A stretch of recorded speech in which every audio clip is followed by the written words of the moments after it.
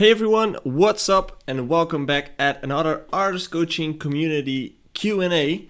As I do every week, I will be answering questions that you guys have sent in either into the artist coaching community Facebook group or you just replied on my stories with a question. I will feature those in this Q&A as well because I'm live on Instagram if you're not aware of it. Let's just start off with the first question that came in the community group. What's your main marketing branding advice for people with good quality music that just need that little push? Well, that little push can be created by posting and creating a lot of content on your social media. Make sure that you're really active online and make sure that you really start posting all the stuff that you are doing. Try to interact with the audience as well. So the content can definitely give you the audience the audience that you're looking for. So having good music is important and promoting your music to the right places is important, but content is even as important as well. What's up to everyone who's checking in on Instagram live now? Welcome. I'm doing a Q&A, so if you have any questions, you can fill in the stickers down there and you can ask me questions so I can answer them in this session. Another question that came in was one from Abhai, and that's about promoters asking to sell tickets. And his question is, what do we need to have that people will actually pay to for us to see us instead of promoters to get us book us? Yeah. So never sell tickets. That's my first thing that I want to say. Never sell tickets to if you want to play in a club and the promoter asks you to start selling tickets in order to play there, I would say no, because you're not a promoter, you're not a ticket seller, you're a DJ, and that's not how it works. So I would never do that. Instead of that, try to create a brand that has enough value so people would want to pay money to come and see you. Because in that position, the promoter will be more interested in booking you because now you have value. Now people will actually come to see you and pay for the tickets instead of you having to sell the tickets. So never do that. And here's Martinez saying that his own track got deleted on SoundCloud just a few days before the release. And he asks, any tips on the SoundCloud copyright stuff and how to avoid that in the future? Well, if you want to avoid that your own track got ripped from YouTube, got taken down from SoundCloud, by the own label, make sure to reach out to the label to let you put them on the whitelist, because there's an option that labels have, at least some labels have that option. They can put you on the whitelist, would make sure that SoundCloud will not take down your own track on your own profile. So that's definitely something I would advise for a DJ to check with the label. If you are releasing with the label, make sure that they put you on the whitelist so your music doesn't get taken down on your own profile. To everyone who's just checking in right now on the Instagram live stream, what's up? Welcome to the weekly Q&A that I do.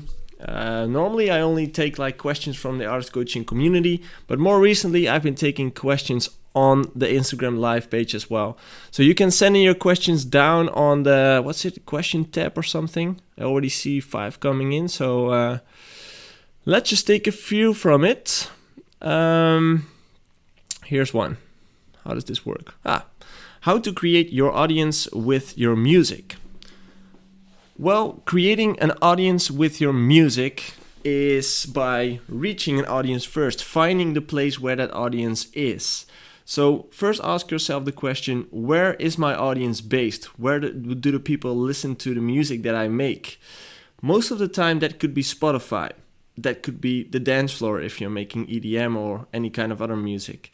But Spotify is one big platform, Apple Music of course, but the dance floor as well. So you should start looking for places where your audience is located at.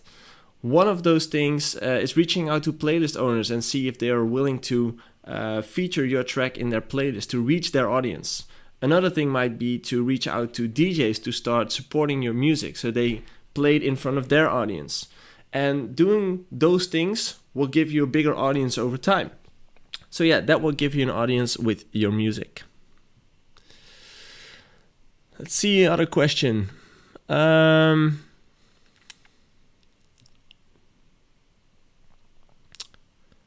much does your location matter?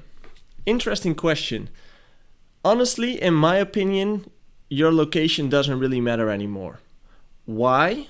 Because we have the internet now, and you can reach literally everyone on the planet by just a click on a button. Like even right now, I'm live. I'm sitting here in my own studio in a little place called Goorlen in the south of the Netherlands.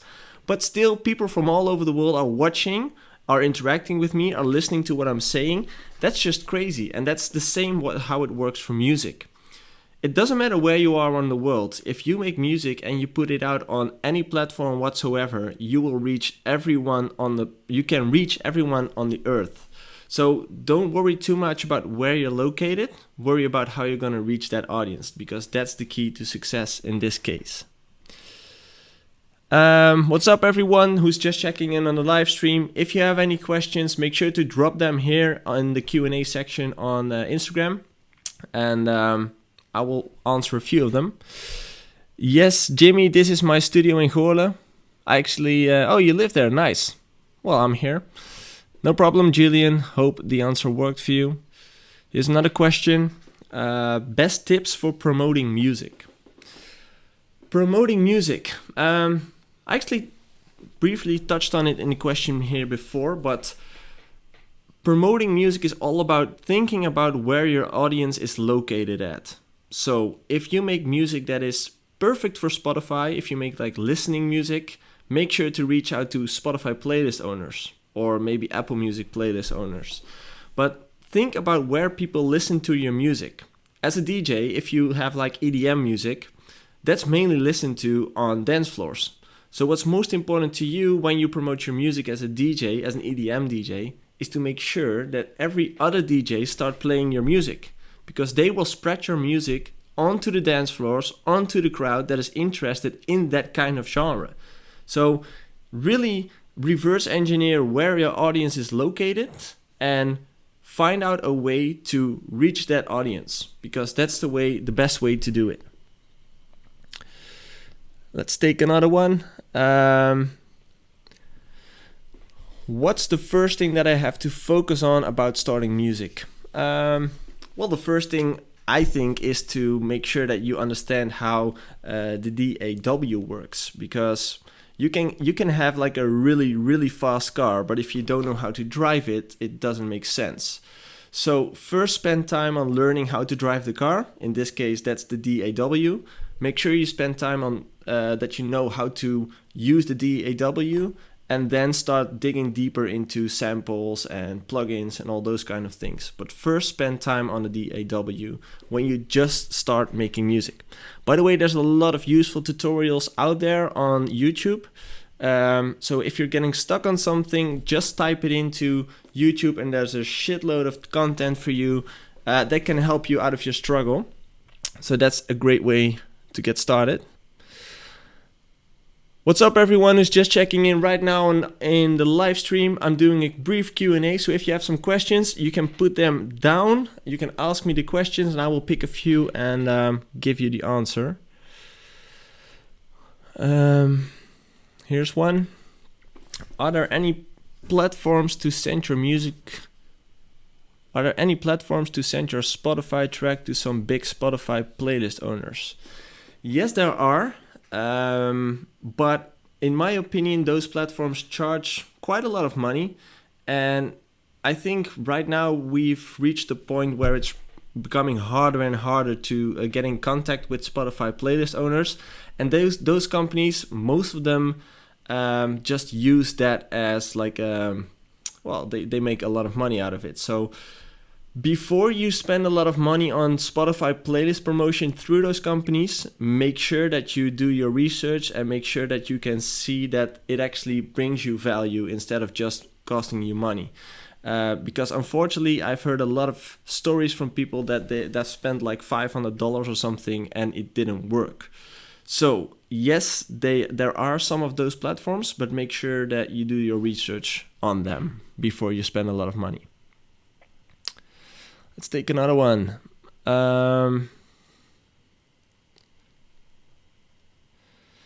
Did you hear about the London Sound Academy? If yes, what do you think about it? Well, the name resonates with me. Sounds familiar, but I don't know enough about it to tell you something about it. So I have to do some research on it. But it does sound familiar to me. I'm not sure what it is, though. Let's see. Oh, shit. Swiped it away. Do you think the URL of your social media platforms are important? Yes, they kind of are. Of course, like if you should stick as close as you can to your artist name. But on the other side, I also think that search engines these days are incredible. So I think having a unique name is the most important thing here, because if someone's looking up for your name and it's kind of unique, the search engines will probably give the results pretty quick. But if you have a generic name, that can become pretty difficult. So I think the URLs definitely matter. If you can get your own name, that's the best. And if you can't, make sure you get as close as you can. So maybe just DJ in front of it or music or whatever. But try to stay as close to the brand name as you can, and preferable just the name itself. What's up, everyone who's checking in right now in the artist coaching community Q&A? What's up, everyone? I'm just answering some questions. Wow, it's Monday, guys.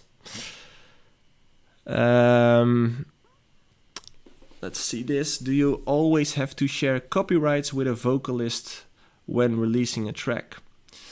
I don't think so. I think you can negotiate it with the vocalist about how you want to do it. Some vocalists might choose to say that they want to have a flat fee instead of copyrights. So I think it's negotiable. Everything's negotiable in that matter. And you should just figure out what works best for you and what works best for the vocalist itself.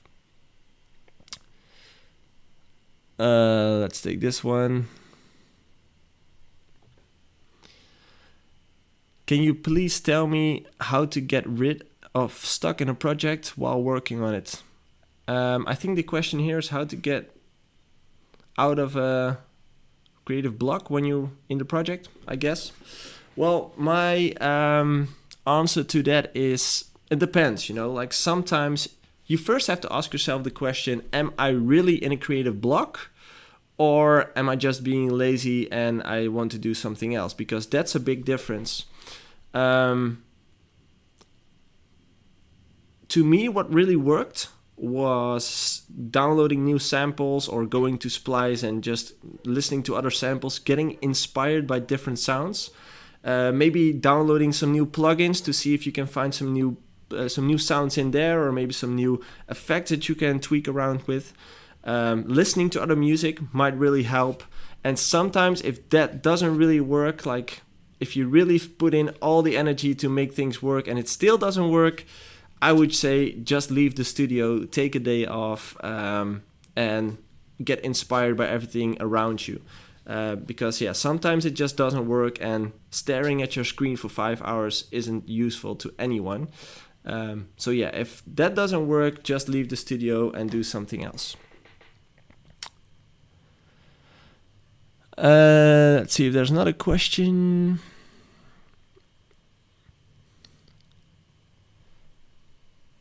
How can I get more gigs? You can get more gigs by actively approaching promoters to see if they're interested to book you. But do be aware of the fact that if you don't have any leverage as an artist, you probably aren't that interesting to book. So first make sure that you as an artist have the leverage. First make sure that you as an artist have a brand, or if a promoter books you, people will actually show up and people will actually buy tickets to come and see you. So before you reach out to a promoter, think about what the extra value is for the promoter to book you. And as long as you don't have an answer to that, it's going to be pretty hard. But if you have an answer, so maybe your track got it featured into a top 10 on Spotify or something, that could work to get you booked. But first you have to collect all that ammunition things to make sure that you do have the leverage to get booked. Another question. Works pretty well actually. What internet site is the best to learn about the EDM industry and music production, in your opinion? I think that will be YouTube, fun enough. You know, there's a lot of EDM pages, there's a lot of music production pages and blogs. But in the end, YouTube has a lot of content and a lot of great content as well. Future Music Magazine, they have a lot of great studio tutorials. I believe Toolroom also has a lot of those. EDM Foundations, well, what's the name? EDM Prod, that's it. EDM Prod has a lot of great courses online if you want to know more about music production. They are great as well. That's more like focused on the real online courses thing. But if you're not into reading or not into like learning material, YouTube is the platform to go. Maybe even podcasts as well. Like, I'm a big fan of listening to podcasts. I listen to one of them every now and then, which has nice interviews with bigger artists. I just can't call on the name. Wait, let me check. Maybe I can find it now. It's a podcast from a guy from, I think it's LA. And he's interviewing people. Let's see if I can find it. Back to Back. It's called Back to Back. Yeah, that's one you can listen to as well to get inspired or learn more about the industry. Hello to everyone who is checking into the live stream. I see all your messages. It's actually pretty busy today. That's a good sign. It's nice of you to all watch. Let's take another question. I'm doing a live Q&A here, so if you have a question, just put them in the comment section and I'm right here to answer him.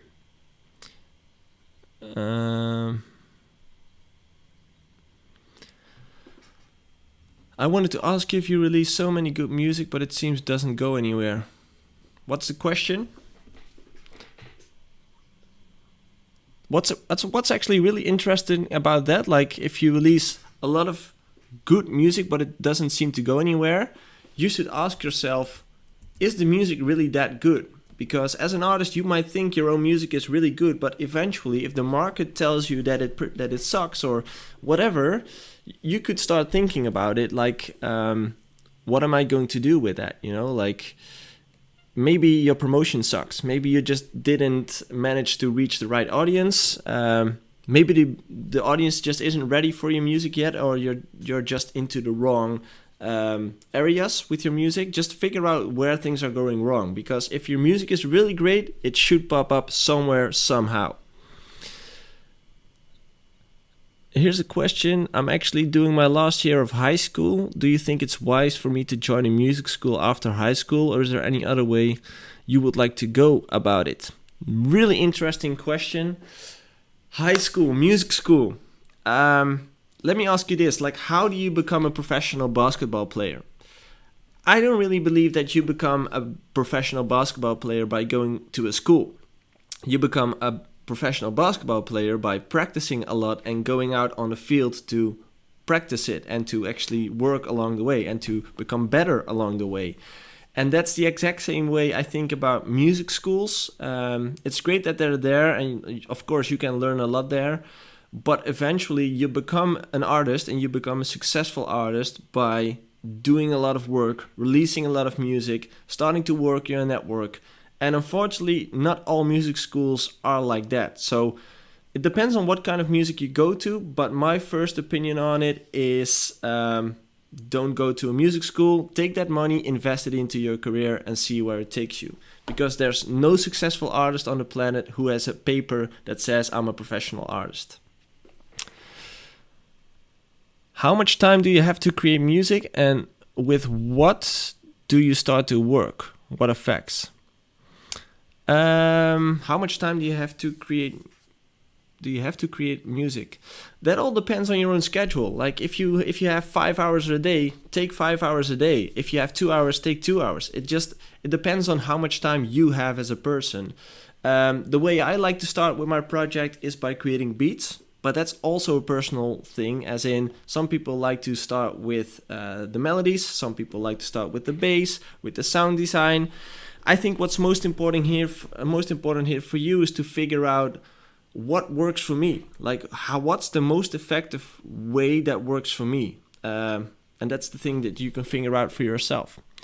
So let me take one more question, and then I have to go, unfortunately.